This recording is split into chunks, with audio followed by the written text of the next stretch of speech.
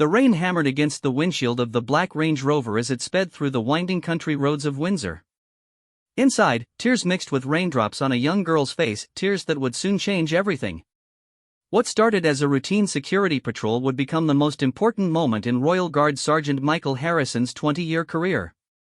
When he pulled over what appeared to be a suspicious vehicle that had been driving erratically through restricted royal grounds, he expected to find perhaps a lost tourist or an overzealous photographer.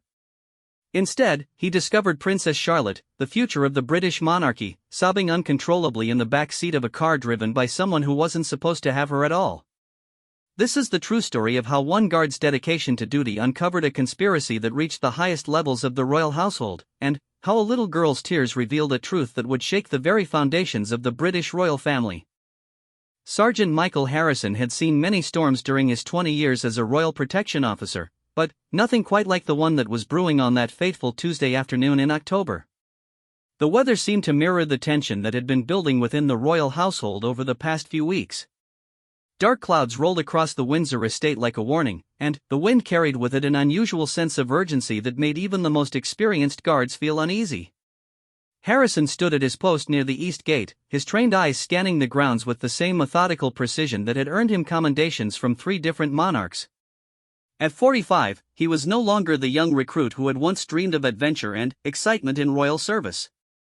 Instead, he had become something far more valuable, a man who understood that true protection often came from noticing the smallest details that others might miss. The radio crackled to life on his shoulder, breaking through the sound of wind and rain.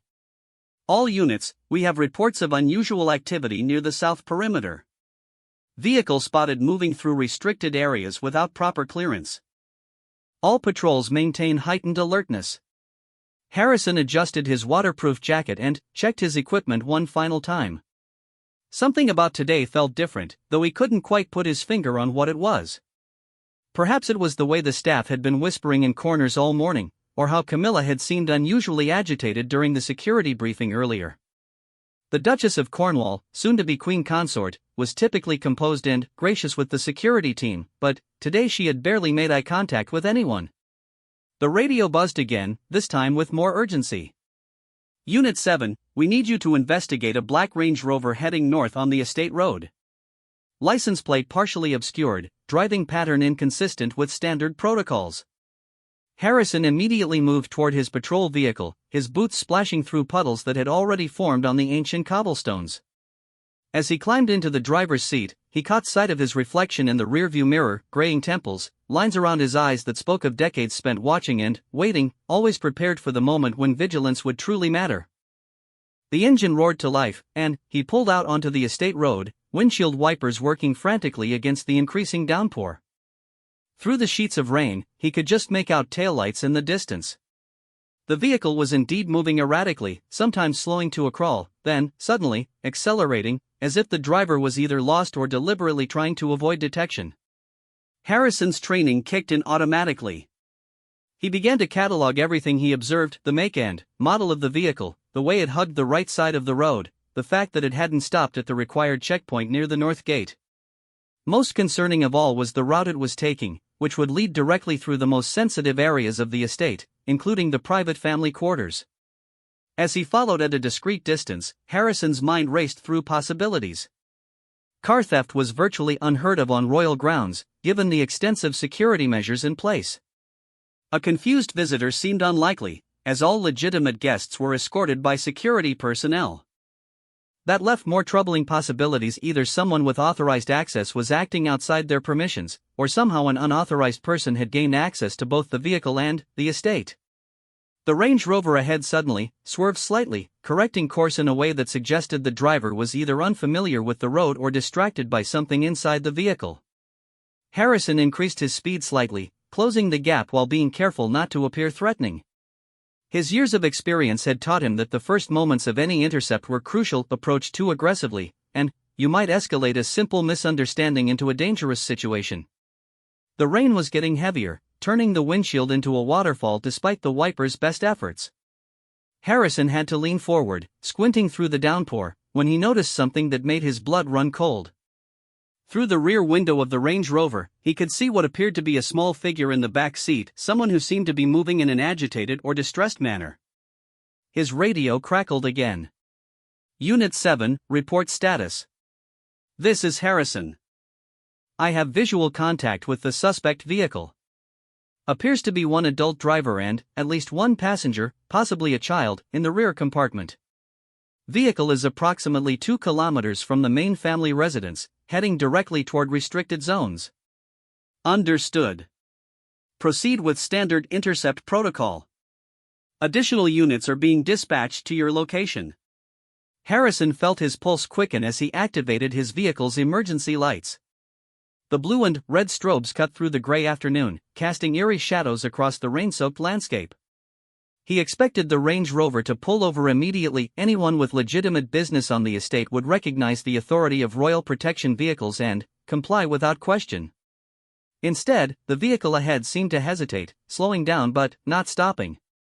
For several tense seconds, it continued forward at reduced speed, as if the driver was weighing options or perhaps communicating with someone else.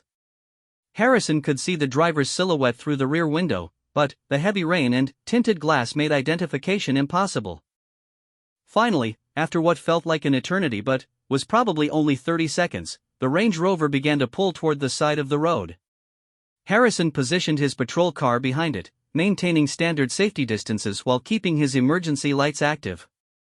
As both vehicles came to a complete stop, he took a deep breath and ran through his mental checklist: identify all occupants, assess potential threats, maintain control of the situation while being prepared for any possibility. What happened next would change not only Harrison's understanding of his role within the royal household but also reveal secrets that had been carefully hidden from public view. As he stepped out of his patrol car into the driving rain, water immediately soaking through his uniform, he had no way of knowing that he was about to uncover a situation that would test every principle of loyalty, duty, and protection that he had sworn to uphold. The figure in the driver's seat remained motionless as Harrison approached, his hand resting casually but deliberately near his radio. Standard protocol required him to identify the driver first, then assess any passengers, but something about the stillness inside the vehicle made him unusually cautious. In his experience, people with nothing to hide typically rolled down their windows immediately and began explaining their presence. The continued silence from the vehicle's occupants was setting off every alarm bell in his experienced mind. Through the rain-streaked windows, he could see that the rear passenger was indeed a child, and something about their posture suggested distress. The small figure appeared to be hunched forward, possibly crying, though the combination of poor visibility and his position outside the vehicle made it impossible to be certain. What he could determine was that this was not the composed, controlled environment that characterized all official royal family transportation. As Harrison reached the driver's side door, he tapped gently on the window with his knuckles, using the standard non-threatening approach that had been drilled into him during countless training sessions. Royal Protection Service, he announced clearly, his voice carrying despite the sound of rain on metal. Please lower your window and provide identification. The window began to descend slowly, revealing first a hand gripping the steering wheel with unusual tension, then an arm, and, finally, a face that Harrison recognized immediately. His training had prepared him for many scenarios, but seeing Camilla, the Duchess of Cornwall, behind the wheel of an unescorted vehicle during a storm was definitely not one of them. Even more surprising was her appearance. The woman who was typically the picture of royal composure looked haggard and stressed. Her usually perfect hair was disheveled, and there were unmistakable tracks of tears on her cheeks. But it was her eyes that truly concerned Harrison. They held a look of desperation that he had never seen from any member of the royal family. "Your Grace," Harrison said, automatically adjusting his tone to the respectful formality required when addressing senior royals. "I wasn't aware of any scheduled movements this afternoon. Are you experiencing any difficulties?" Camilla's response was not at all what he expected. Instead of the calm explanation or mild irritation at being stopped that he might have anticipated, she seemed to struggle to find words. "Sergeant Harrison, isn't it?" she finally managed, her voice hoarse as if she had been crying for some time. We were just taking a drive." It was then that Harrison heard it, a sound that cut through the noise of the storm and went straight to his heart. From the back seat came the unmistakable sound of a child sobbing, not the brief tears of a minor upset, but the deep, body-shaking sobs of someone in genuine distress. Every instinct he had developed as both a protection officer and a father himself told him that something was seriously wrong. Your Grace, with your permission, I'd like to check on your passenger, Harrison said, maintaining his professional tone while his mind raced through protocols and procedures. The weather conditions are quite severe, and I want to ensure everyone's safety and well-being. Camilla's face went through a series of expressions: panic, resignation, and something that might have been relief. Of course, she said quietly, though I should explain. But, before she could finish her sentence, Harrison was already moving toward the rear door of the Range Rover. Through the window, he could see the small passenger more clearly now, and his heart nearly stopped. The child was unmistakably Princess Charlotte, the 7-year-old daughter of Prince William and Catherine, and she was in obvious distress. This was the moment when Sergeant Michael Harrison realized that his routine patrol had just become something unprecedented in his career. As he reached for the door handle, he knew that whatever he discovered in the next few minutes would require him to make decisions that went far beyond standard operating procedures, decisions that might well determine the future safety and well-being of one of the most protected children in the world. The rear door of the Range Rover opened with a soft click, but the sound seemed to echo in Harrison's ears like thunder. Princess Charlotte looked up at him with red-rimmed eyes that were far too old for her 7 years, and, in that moment, every protective instinct he possessed as both a royal guard and a human being kicked into overdrive. "Hello, Princess," Harrison said gently, crouching down to be at her eye level despite the rain soaking through his uniform. His voice carried the same warm tone he used with his own daughter. "I'm Sergeant Harrison. Are you hurt? Are you safe?" Charlotte's response broke his heart. Instead of the polite, well-rehearsed greeting that royal children were taught from an early age, she simply threw herself forward and wrapped her small arms around his neck, sobbing into his shoulder. The force of her distress was so intense that Harrison instinctively wrapped his arms around her, creating a protective shelter against both the storm and whatever had caused her such pain. "I want to go home," Charlotte whispered through her tears, her voice muffled against his jacket. "I want Mommy and Daddy. Please, I just want to go home." Harrison's mind was spinning as he processed the implications of what he was witnessing. Princess Charlotte was supposed to be at Lambrook School, safe in her normal routine. Instead, she was here, in an unscheduled vehicle with Camilla, in obvious emotional distress, during what should have been a normal school day. None of this aligned with any authorized movements or activities that had been communicated through proper channels. "Your Grace," Harrison called over his shoulder to Camilla, who remained in the driver's seat, "I need to understand what's happening here. This situation requires immediate clarification." Camilla finally stepped out of the vehicle, and Harrison could see that she was shaking, whether from cold, stress, or something else entirely.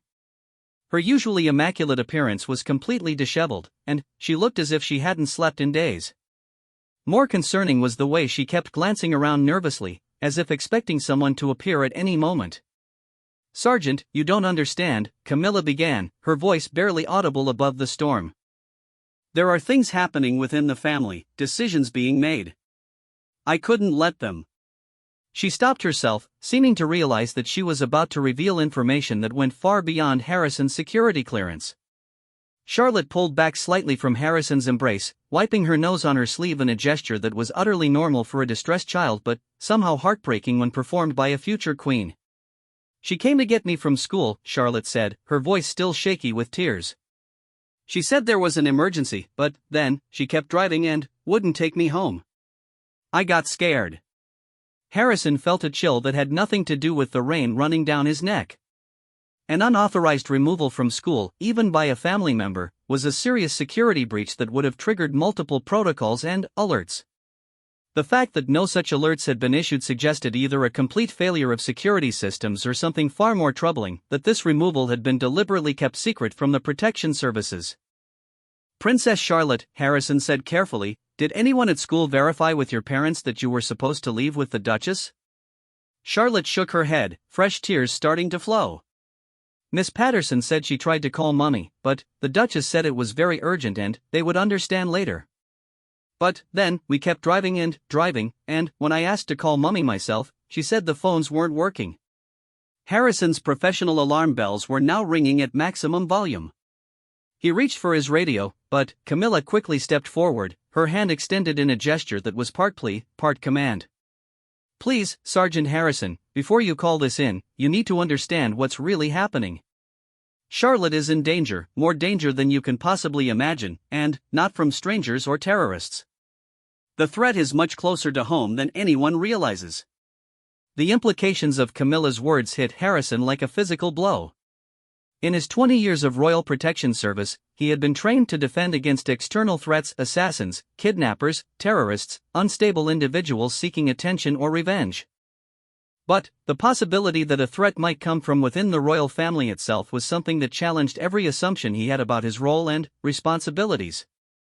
"Your Grace, I need you to be very specific about what you're telling me," Harrison said, his voice taking on the formal tone he used when dealing with potentially criminal matters. "Are you suggesting that someone within the royal household poses a threat to Princess Charlotte's safety?" Camilla looked around nervously again, then leaned closer to Harrison, lowering her voice to barely above a whisper. "There are plans being made, decisions about Charlotte's future that her parents haven't been fully informed about.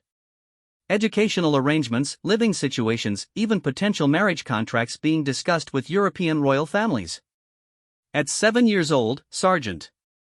They're treating her like a political asset rather than a child."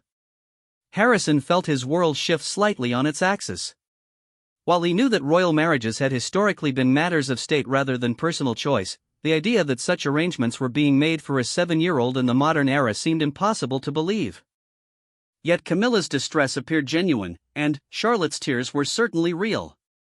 "Who is they, Your Grace?" Harrison asked, though he was beginning to suspect he knew the answer. "Charles," Camilla whispered, the name carrying more weight than should be possible for a single word. "And others in his inner circle. They believe that Charlotte's position as a future queen requires management from an early age. They want to remove her from William and Catherine's direct influence, place her in specialized institutions where every aspect of her education and development can be controlled." The picture Camilla was painting was disturbing on multiple levels. If true, it represented not just a family disagreement, but potentially a form of child abuse disguised as royal tradition. Harrison found himself facing a situation that his training had never prepared him for. How do you protect a member of the royal family from other members of the royal family? Charlotte had been listening to this conversation with the intense focus that children often display when adults discuss matters that affect them. "Sergeant Harrison," she said, her voice small but determined, "I don't want to go to a special school far away from Mummy and Daddy. I just want to be a normal girl who happens to be a princess, not a princess who can't be a normal girl." Her words, spoken with the simple wisdom of childhood, crystallized the fundamental issue at stake. Harrison looked at this 7-year-old girl. Yes, she was third in line to the throne. Yes, she had responsibilities and a destiny that most people could never imagine. But right now, in this moment, she was simply a scared child who wanted her parents. "Your Grace," Harrison said to Camilla, regardless of the family dynamics involved, the immediate issue is that Princess Charlotte was removed from school without proper authorization and brought to a restricted area during severe weather conditions. For her safety and well-being, I need to return her to her parents immediately." Camilla's face crumpled, and, for a moment she looked far older than her years. "You don't understand, Sergeant. If you return her now, if you follow standard protocols and report this through normal channels, Charles will know that I intervened. He'll accelerate whatever timeline he has, and Charlotte will disappear into the system before William and Catherine even know what's happening." Harrison felt the weight of an impossible decision settling on his shoulders. His sworn duty was to protect the royal family, but what happened when protecting one member might put another at risk? What happened when the very institution he had devoted his career to serving seemed to be acting against the best interests of a child? The rain continued to pour down around them, creating a cocoon of white noise that isolated this small group from the rest of the world. In this bubble of storm and secrecy, Harrison knew he was being asked to make a choice that would define not only his career but also his conscience. Charlotte looked up at him again, her eyes no longer filled with panic but with a kind of trust that made his chest tighten. "Can you help me?" she asked simply. "Can you make sure I get to stay with Mummy and Daddy?" In that moment, Sergeant Michael Harrison realized that all his years of training, all his protocols and procedures, all his carefully structured understanding of duty and loyalty, came down to this single question from a 7-year-old girl.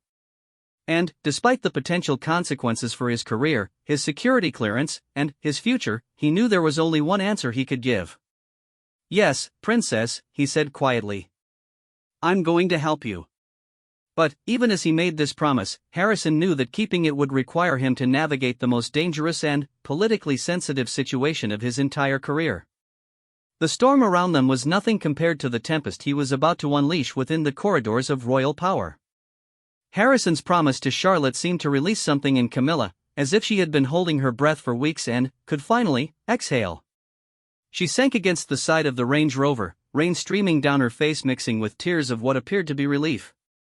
"Thank you," she whispered. "I've been trying to find a way to warn William and Catherine, but Charles has been monitoring all my communications. Every phone call, every email, every meeting is being watched. When I realized they were planning to move Charlotte this week, I knew I had to act." Harrison helped Charlotte into the front passenger seat of his patrol vehicle, wrapping her in an emergency blanket he kept in the back. The little girl was shivering, though whether from cold or stress, he couldn't tell. As he adjusted the heater and made sure she was comfortable, his mind was already working through the implications of what Camilla had revealed.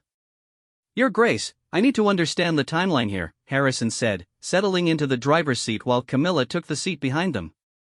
"When you say they were planning to move Charlotte this week, what exactly does that mean?" Camilla took a shaky breath before responding. "There's a boarding school in Switzerland, very exclusive, very secure. Officially, it would be presented as an opportunity for Charlotte to receive the finest education available to European royalty. Unofficially, it would remove her from William and Catherine's daily influence during what Charles considers the most formative years of her development." "And her parents weren't consulted about this?" Harrison asked, though he suspected he already knew the answer. Charles believes that as the reigning monarch, decisions about the education and upbringing of all royal children fall under his authority, particularly those in direct line of succession. He's been consulting with advisors who share his view that the modern royal family has become too informal, too focused on being relatable rather than maintaining proper royal dignity.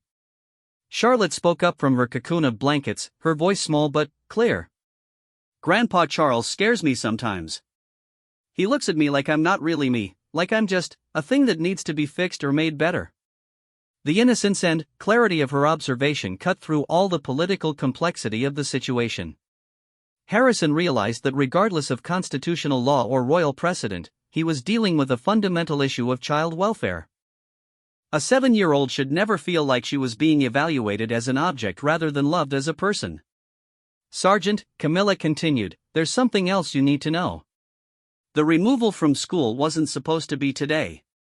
I found out this morning that the timeline had been moved up. Charles received some kind of intelligence report suggesting that William and Catherine were becoming suspicious of the activities around Charlotte. Rather than risk a confrontation, he decided to act immediately." This revelation hit Harrison like a thunderbolt. "You're saying that this removal was supposed to happen with or without your involvement?" "Yes. If I hadn't taken Charlotte from school, someone else would have. At least this way, she's with family, someone who cares about her well-being rather than just following orders." Harrison's radio crackled to life, breaking the tension inside the vehicle. "Unit 7, please report your status. We've had inquiries about your extended stop." Harrison looked at Charlotte, who was watching him with wide, trusting eyes, then at Camilla, whose face was a mask of anxiety and hope. In this moment, he had to make a decision that would either protect a child or potentially destroy his career.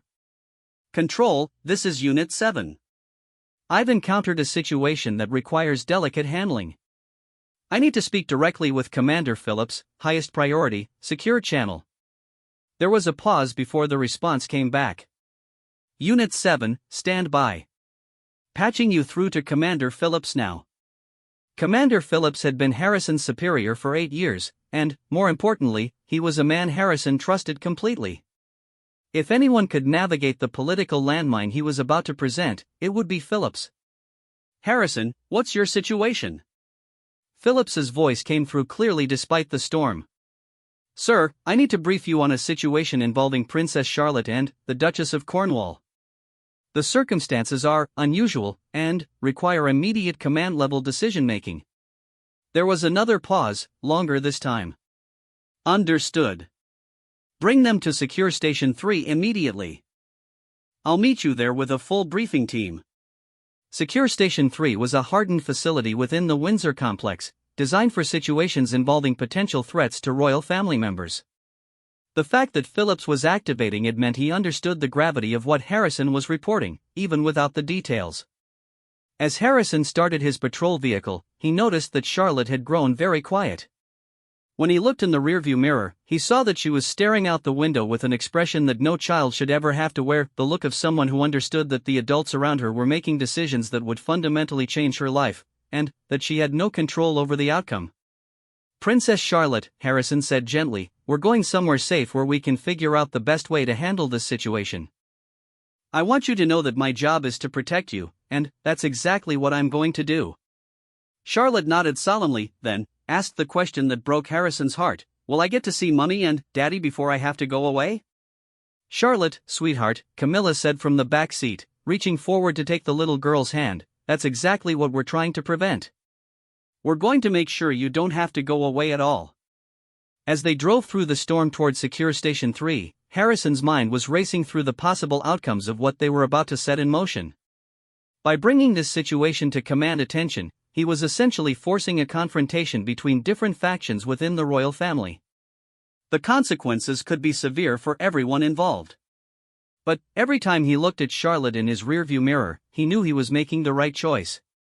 Whatever political storms this might create, whatever damage it might do to his career or his relationships within the royal household, it was worth it to ensure that this little girl would not disappear into an institutional system that valued her title more than her humanity. The radio crackled again as they approached the secure facility. "Unit 7, we have confirmation that Prince William and the Princess of Wales are en route to your location. They've been briefed on the general nature of the situation and have requested immediate access to Princess Charlotte." Harrison felt a surge of relief. Whatever else happened, Charlotte would soon be reunited with her parents. But, even as that tension eased, another one replaced it, the knowledge that this reunion would likely trigger a constitutional crisis that would reverberate throughout the monarchy. Camilla seemed to read his thoughts. "Sergeant, I want you to know that I understand the position I've put you in. When this all comes out, there will be those who claim I manipulated you, used my position to involve you in family politics. I want you to know that's not what happened here." "Your Grace," Harrison replied as he pulled up to the security checkpoint, "I'm a protection officer. My job is to protect members of the royal family from harm. Today, I discovered that Princess Charlotte was in distress and, potentially in danger. Everything I've done has been in service of that protection mandate." Charlotte looked up at him with something approaching a smile for the first time since he'd found her. "Thank you for listening to me," she said simply. "Grown-ups don't always listen to children, even when what we're saying is important." Her words crystallized everything Harrison had been feeling since the moment he'd opened the car door and seen her tears. This wasn't about constitutional law or royal precedent or institutional authority. This was about a little girl who deserved to have her voice heard and her well-being protected.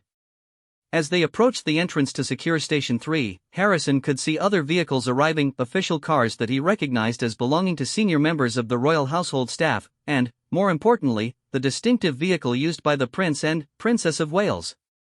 The storm that had been raging outside was nothing compared to the one that was about to break inside those secure walls.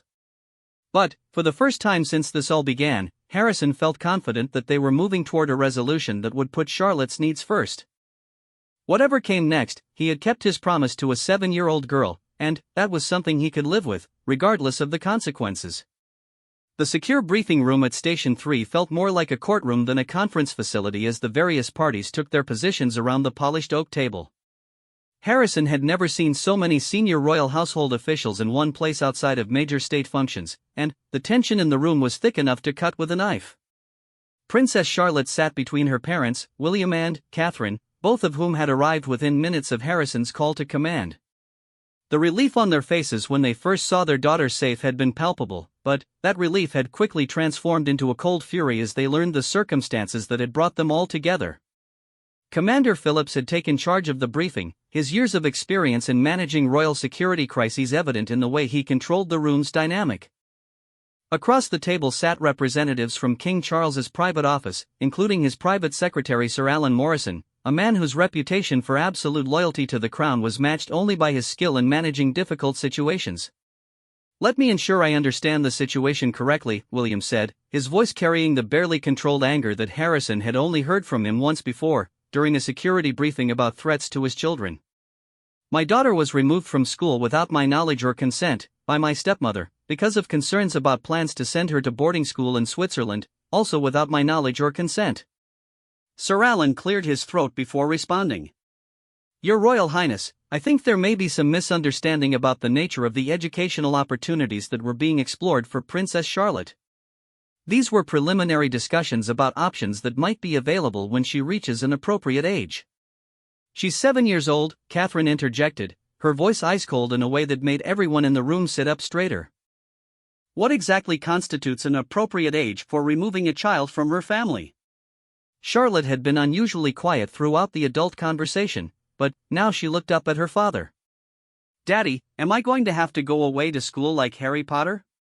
The innocent question, referencing her favorite book series, seemed to cut through all the political posturing in the room. William reached down and lifted his daughter onto his lap, holding her close in a gesture that was both protective and defiant. No, sweetheart, William said firmly, his eyes never leaving Sir Alan's face. You're not going anywhere unless Mummy and I decide it's what's best for you, and we would never make that decision without talking to you about it first. Sir Alan shifted uncomfortably in his seat. Your Royal Highness, while I certainly understand your feelings as a father, there are constitutional considerations regarding the education of future monarchs that may supersede purely personal preferences. The temperature in the room seemed to drop several degrees. Harrison, who had been quietly observing from his position near the door, realized he was witnessing a fundamental challenge to the modern royal family's approach to balancing public duty with private family life. Camilla, who had been silently enduring disapproving looks from the king's representatives, finally spoke up. Sir Alan, perhaps you could explain to everyone here exactly what these constitutional considerations entail, because I was under the impression that Prince William, as Charlotte's father and, as heir to the throne, would have primary authority over his daughter's upbringing. The king, Sir Alan replied carefully, has certain prerogatives regarding the education and development of all members of the royal family, particularly those in direct line of succession. These prerogatives have been recognized and exercised for centuries. Times change, William said flatly. And so do our understanding of what constitutes appropriate treatment of children. I don't care what precedents exist from previous centuries, my daughter will not be treated as a political asset to be managed rather than a child to be loved and nurtured. Commander Phillips, who had been taking detailed notes throughout the exchange, looked up from his files. Sir Alan, I need to address a significant security concern. If Princess Charlotte was indeed scheduled to be relocated to an international facility without the knowledge of her parents or the protection services, this represents a massive security failure. We cannot protect individuals whose movements and locations are not properly coordinated through established channels. This was the argument Harrison had been hoping someone would make. Regardless of the constitutional questions, the security implications of the situation were undeniable. Sir Alan's composure cracked slightly. The security arrangements would have been handled through appropriate channels once the educational placement was finalized. When? Catherine demanded. When exactly were you planning to inform us that our daughter was being sent to Switzerland?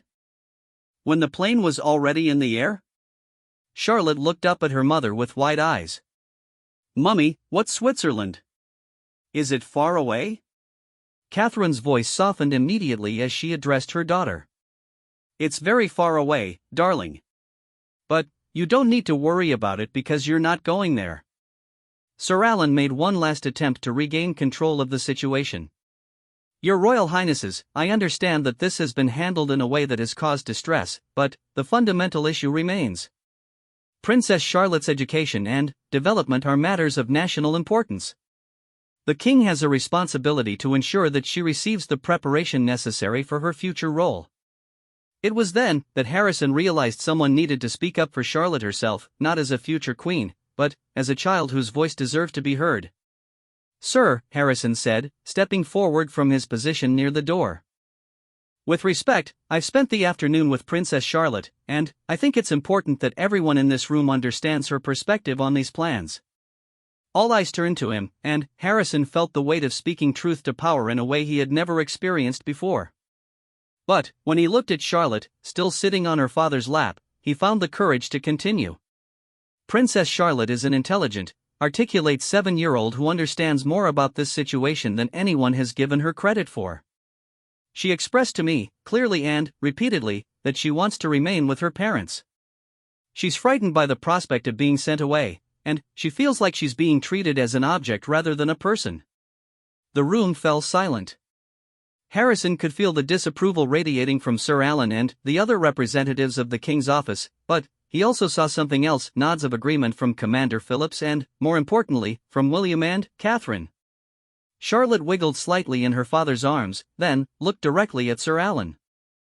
"I know I'm going to be queen someday," she said, her 7-year-old voice carrying a dignity that seemed far beyond her years. "But right now I'm just Charlotte, and I want to stay with my family. Can't I learn to be queen from Daddy and Grandmama and still live at home like other children?" Her question hung in the air like a challenge to centuries of royal tradition. In that moment, Harrison realized that this little girl had articulated something profound about the possibility of modernizing the monarchy while still maintaining its essential dignity and purpose. Sir Alan looked around the room, clearly calculating the political implications of various responses. Finally, he spoke. "Your Royal Highness," he said, addressing Charlotte directly, "your feelings are certainly important, and I'm sure arrangements can be made to ensure your comfort while still providing you with the excellent education that your position requires." It was a politician's answer, designed to sound accommodating while committing to nothing. But William was having none of it. "Let me be absolutely clear," William said, standing up with Charlotte still in his arms. "My daughter will receive an excellent education, and she will be prepared for her future responsibilities. But those decisions will be made by Catherine and me, in consultation with Charlotte herself as she grows older. Any future educational opportunities will be evaluated based on what's best for Charlotte as our daughter, not what's most convenient for managing royal traditions." Commander Phillips closed his notebook and looked around the room. "From a security standpoint, I need clear protocols moving forward. All movements and activities involving Princess Charlotte must be coordinated through proper channels. No exceptions, regardless of who was making the request." As the meeting began to wind down, Harrison realized that while this confrontation might have resolved the immediate crisis, it had also exposed fundamental tensions within the royal family that would likely continue to surface in various forms as Charlotte grew older. But, for now, at least, she was safe with her parents, and her voice had been heard. Sometimes, Harrison reflected, protecting the royal family meant protecting them from each other, and, today, he had done exactly that. 3 weeks after the confrontation at Secure Station 3, the Windsor estate felt different to Sergeant Michael Harrison. The autumn air had a crispness that seemed to carry whispers of change, and the way senior staff moved through the corridors suggested that significant adjustments were being made to how things operated within the royal household. Harrison was completing his morning patrol when his radio buzzed with a message that would have seemed impossible just a month earlier. "Unit 7, please report to the Prince of Wales's private office at your earliest convenience. Priority meeting requested." As he made his way through the familiar corridors, Harrison reflected on how much had changed since that stormy afternoon when he had pulled over a black Range Rover. The immediate crisis had been resolved, Charlotte was safe with her parents, and no unauthorized removals had been attempted. But the deeper implications of what had been revealed continued to ripple through the royal household like stones thrown into a still pond. The door to William's private office opened before Harrison could knock. William himself stood there, looking more relaxed than Harrison had seen him in months, but also more determined, as if he had made fundamental decisions about how he intended to manage his family's future. "Sergeant Harrison, thank you for coming. Please, sit down. We have some important matters to discuss." Harrison took the offered seat, noting that they were alone in the office. This was unusual. Senior royals typically conducted meetings with staff in the presence of private secretaries or other officials. The informal setting suggested that William wanted to have a conversation rather than deliver official instructions. "I wanted to speak with you personally about what happened 3 weeks ago," William began, settling into the chair across from Harrison rather than behind his desk. "Your actions that day potentially saved my daughter from a traumatic experience, and, more importantly, you ensured that her voice was heard during a situation where she had no other advocates." Harrison felt a mixture of relief and apprehension. In the weeks since the incident, he had wondered whether his decision to involve himself so directly in royal family dynamics would ultimately damage his career, regardless of the good intentions behind his actions. "Your Royal Highness, I was simply doing my job," Harrison replied. "My primary responsibility is the safety and well-being of the royal family, and Princess Charlotte was clearly in distress." William smiled, but it was a serious smile that carried more weight than humor. "Yes, you were doing your job, but you were doing it in a way that required significant personal courage. You chose to prioritize a child's well-being over institutional politics, and that's exactly the kind of judgment we need from the people we trust to protect our family." The prince stood up and walked to the window, looking out at the grounds where Charlotte could be seen playing with her brothers, their laughter carrying on the autumn breeze. "Michael, may I call you Michael? The events of that day have forced Catherine and me to re-evaluate how we approach Charlotte's security and education. We've realized that protecting her from external threats isn't enough if we don't also protect her from internal pressures that could damage her development as both a future queen and a happy, healthy child." Harrison felt a shift in the conversation's tone, as if William was moving from gratitude towards something more concrete. "We've been authorized to create a new position within the Royal Protection Services," William continued, turning back to face Harrison. "A specialized role focused specifically on Charlotte's security and well-being as she grows up. This position would involve not just physical protection, but also serving as an advocate for her interests when adult decisions are being made that affect her life." The implications of what William was describing began to sink in. This wasn't just a security position, it was a role that would require someone to navigate the complex intersection of royal duty, family dynamics, and child welfare on an ongoing basis. "Your Royal Highness, are you offering me this position?" "I am. But I want you to understand what it would entail. You would be Charlotte's primary protection officer, but you would also be empowered to raise concerns about any plans or decisions that you believe might not be in her best interests. You would attend educational planning meetings, family conferences about her development, and you would have direct access to Catherine and me whenever you feel Charlotte's voice needs to be represented." Harrison was quiet for a moment, processing the magnitude of what was being offered. In essence, William was proposing to institutionalize the kind of advocacy that had emerged spontaneously during the crisis 3 weeks ago. "This is unprecedented, isn't it?" Harrison asked. "Completely," William acknowledged. "But, then, again, Charlotte's situation is unprecedented. She's going to grow up in the most scrutinized royal environment in history, with pressures and expectations that no previous generation of royals has had to manage. We believe she deserves someone whose primary loyalty is to her well-being rather than to institutional traditions." Through the window, Harrison could see Charlotte organizing some kind of elaborate game with her brothers, her natural leadership abilities evident even in play. She had recovered from the trauma of that afternoon remarkably well, but Harrison knew that the fundamental issues that had created the crisis hadn't disappeared, they had simply been postponed. "What about the King's office?" Harrison asked. "How do they feel about this new arrangement?" William's expression grew more serious. "There have been extensive discussions. The king understands that the modern monarchy requires different approaches to raising future monarchs. There's been agreement that Charlotte's development should prioritize her psychological health and family stability, while still preparing her for her eventual responsibilities."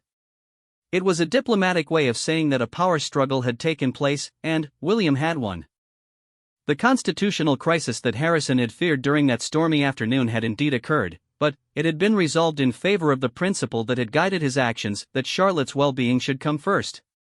"Sir," Harrison said, "if I accept this position, I need to know that I'll have your support when difficult decisions need to be made. The situation 3 weeks ago won't be the last time that institutional pressures and Charlotte's personal needs come into conflict." "You have my word," William replied immediately. "And Catherine's.